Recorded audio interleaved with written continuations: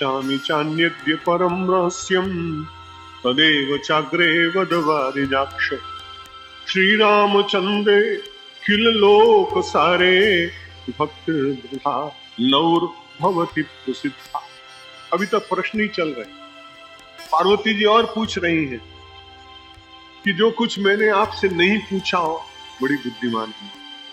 कहती इतनी तो मेरी जानकारी है, ज्ञान वैराग्य, ज्ञान विज्ञान भक्ति वैराग्य, इसके संबंध में तो मैंने पूछ लिया, लेकिन महाराज ऐसा नहीं है कि जो मैंने न पूछा हो आप चुपचाप अपने भीतर रखें।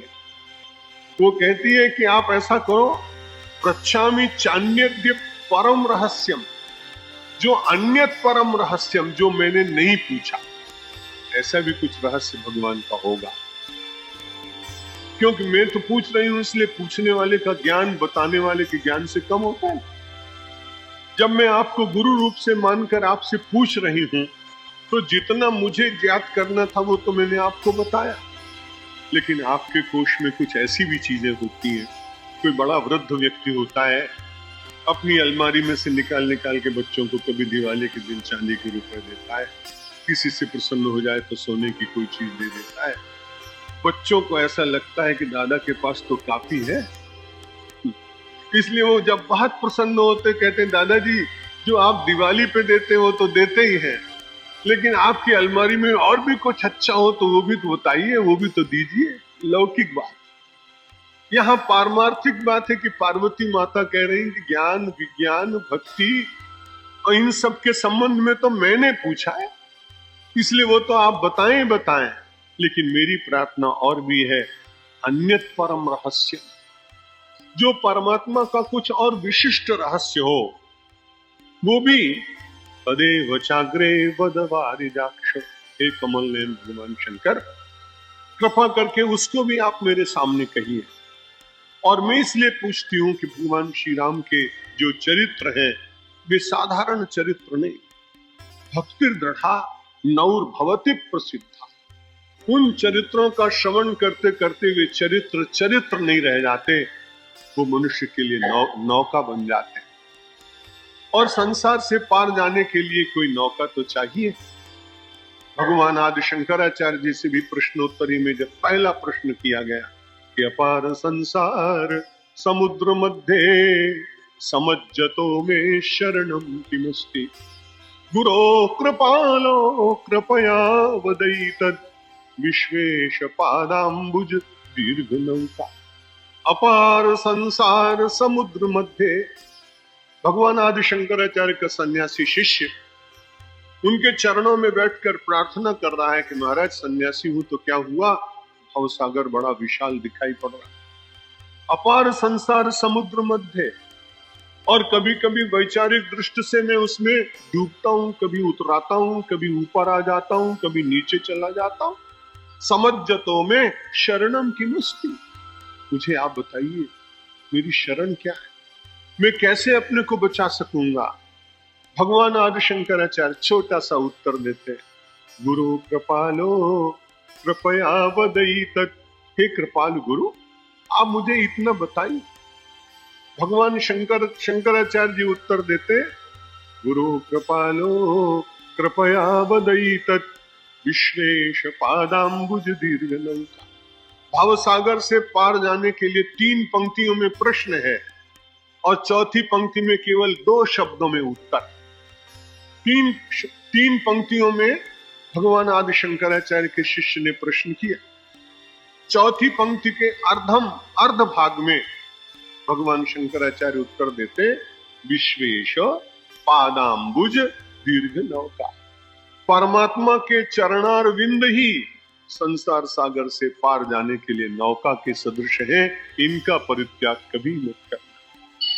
यहां भी उत्तर यही दे रहे हैं कि भगवान श्री राम की कथा केवल चरित्र नहीं, उस कथा को श्रवण करते करते व्यक्ति के भीतर ऐसी शक्ति जागती है कि उसे भक्ति रूपी एक नौका मिल जाती।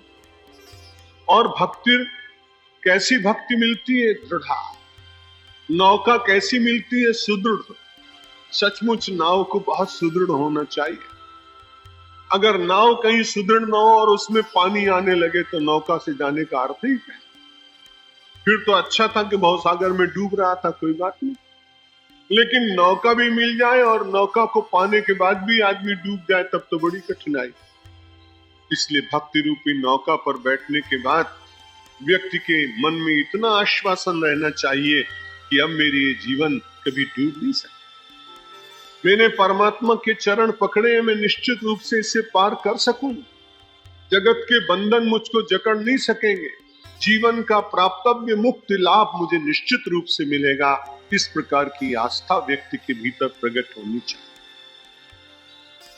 जब भगवान श्री कृष्ण, पूर्व प्रवचन में कभी सुना भी होगा आपने, एक दिन सब भगवान श्री कृष्ण के पीछे पड़ गए और कहा कि कन्हैया, आज हम रोज तेरी बात मानते हैं लेकिन आज तू मेरी बात मान, चल आज नौका विहार करें। भगवान ने कहा कि देखो संध्या हो गई, गोधूली बेला है, रात्रि होने वाली, फिर किसी दूसरे दिन चलेंगे, अंधेरा बहुत है। सबने पकड़ लिया, कन्हैया जब तेरा नंबर आता है तब तो तू अपनी बात मनवा के रहता है, आज हम तुझे छोड़ने वाले नहीं।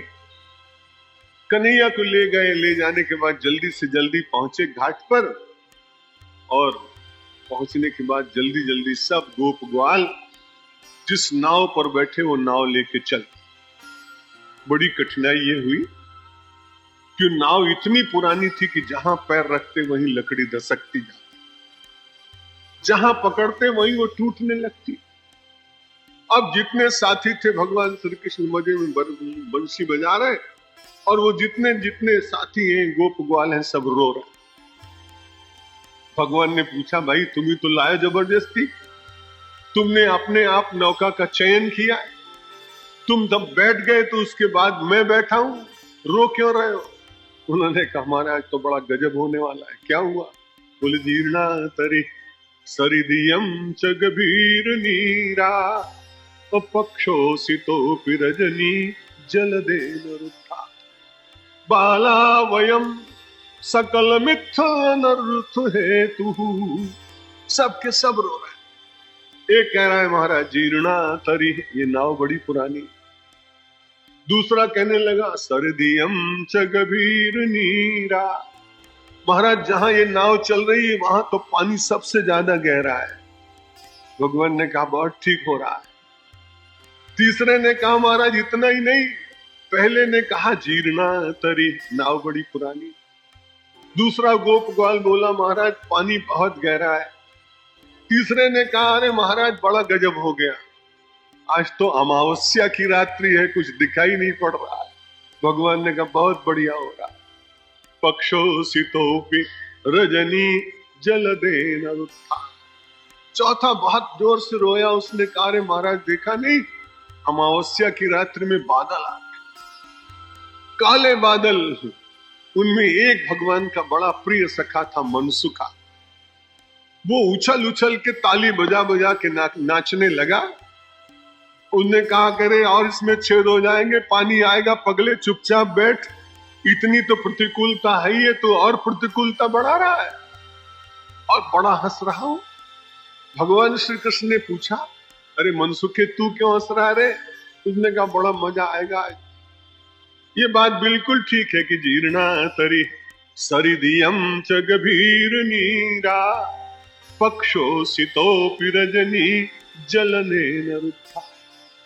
पांचवी तकलीफ ये है कि बाला वयम, हम सब लोग इतने छोटे छोटे हैं कि हमारा पुरुषार्थ तो कुछ काम नहीं चलेगा। लेकिन जब वो नाचने लगा तो उससे पूछा कि तू क्यों हंस रहा है? उसने कहा, ऐसा बढ़िया योग कभी जिंदगी में मिलेगा नहीं, जब हम डूबेंगे तो कन्हैया साथ डूबेगा और हम उसके साथ रहेंगे।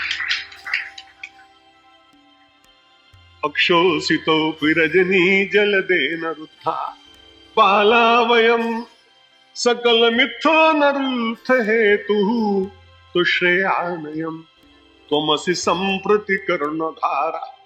वो मनसुखा ने कहा, अरे इसमें तो प्रिय नहीं बल्कि श्रेय मिल रहा है, परम कल्याण, क्योंकि हमारा कर्णधार तो श्री कृष्ण है। जब हम डूबेंगे तो कर्णधार साथ रहेगा, फिर किस बात की चिंता है।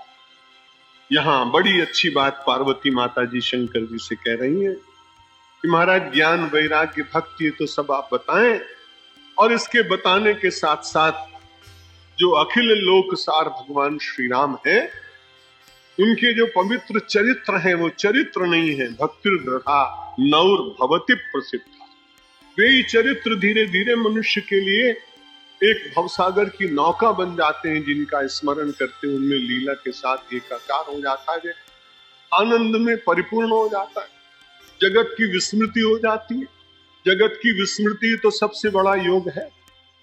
परमेश्वर के साथ एकाकार हो जाए और मनुष्य किसी वर्ण में हो, किसी भी देश में हो, किसी भी जाति में हो, किसी भी लिंग में हो, किसी भी स्वरूप में हो, तो उसे क्या कठिनाई।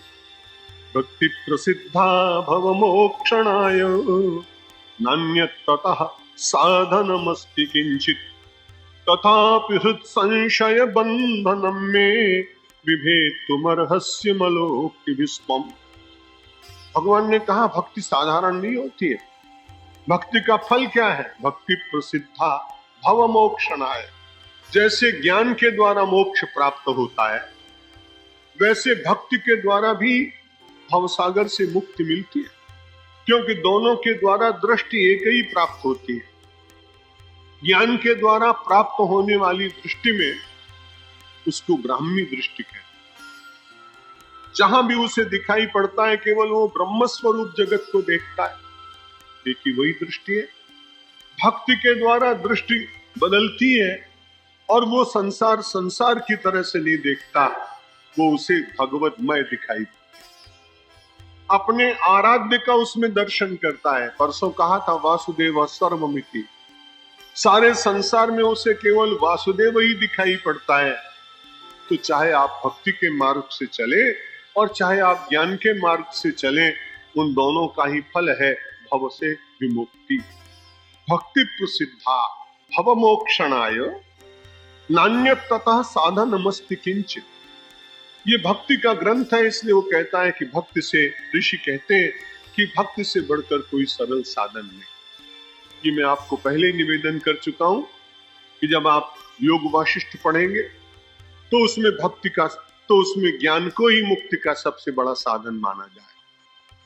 जब आप भक्ति के ग्रंथ पढ़ेंगे तो उसमें भक्ति की इतनी प्रशंसा मिलेगी, उसमें कोई मतिभ्रम में नहीं पढ़ना, संशय में मत पढ़ना, क्योंकि जिस ग्रंथ की बात कही जा रही है उसकी प्रशंसा यदि उसका वक्ता नहीं करेगा तो लोगों की उसमें आस्था नहीं जाती। और किसी भी आस्थाओं में से आप चलते हो, सारी आस्थाएं जैसे सारी नदियां बह बहकर समुद्र में ही जाती हैं, ठीक उसी प्रकार आपकी प्रत्येक आस्था परमेश्वर तक ही आपको ले जाती। भक्ति प्रसिद्धा भव मोक्षणाय नान्यतः साधनमस्ति किंचित। इससे अच्छा कोई श्रेष्ठ साधन नहीं। और गोस्वामी तुलसीदास जी महाराज तो कहते हैं इसमें प्रयत्न नहीं करना। बाकी के जितने साधन है उनमें प्रयत्न करना पड़ता है। योगाभ्यास करोगे तो आसन लगाना पड़ेगा, मेरुदंड सीधा रखना पड़ेगा, प्राणायाम करना पड़ेगा, भोजन सात्विक आहार करना पड़ेगा। भक्ति में बड़ी अच्छी बात है, गरम गरम समोसे भी खाओ और भक्ति भी करो। आहार का नियंत्रण तो करना चाहिए, मेरा विनोदी स्वभाव है इसलिए कभी कभी ऐसी बातें मैं कह देता हूँ। लेकिन भक्ति में सरलता इस बात की है कि उसमें नियम कम है, शरणागति ज्यादा है। परमात्मा को बार बार समर्पित होने का विचार अधिक है। इसलिए गोस्वामी जी महाराज कहते हैं कि भगति करत बिनु जतन प्रयासा कि संस्कृति मूल अविद्या नासा। भगति करति बिनु जतन प्रयासा, दो शब्दों का यहाँ पर, एक यतन और प्रयास एक ही कह दे, लेकिन बहुत प्रयत्न भी नहीं करना है और बहुत प्रयास भी नहीं करना है। और आप सच मानिए, जब साधना प्रयास बन जाती है तो उसके बाद उसमें परिश्रम होता है और हर परिश्रम थकाता है। अगर साधना व्यक्ति को थका दे तो उसके बाद उसे आनंद के रस की, उसमें से जो उद्रेक होना चाहिए वो नहीं होगा। साधना तो अपने आप प्रारंभ से ही रसानुभूति देती है, और जिसमें रसानुभूति होती है उसमें प्रयास नहीं होता है।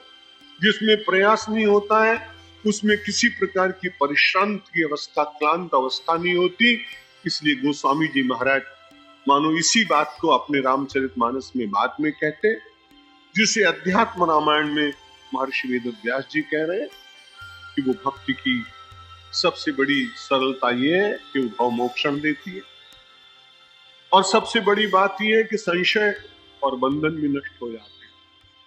जितना जितना संशय व्यक्ति का नष्ट होगा, साधना उतनी और सरल होती चले जाए। गीता तो बड़ा निषेध करती है कि साधना करते भक्ति करते हो अध्यात्म का जीवन जीते जीते संशयी जीवन व्यतीत मत करना।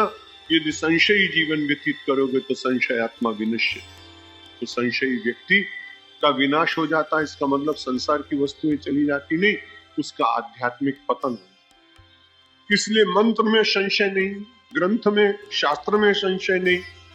जिसको आपने मार्गदर्शक बनाया उसके विचारों के प्रति आपकी सुदृढ़ आस्था होनी चाहिए, उसमें से आपको पूरी प्रेरणा मिलनी चाहिए।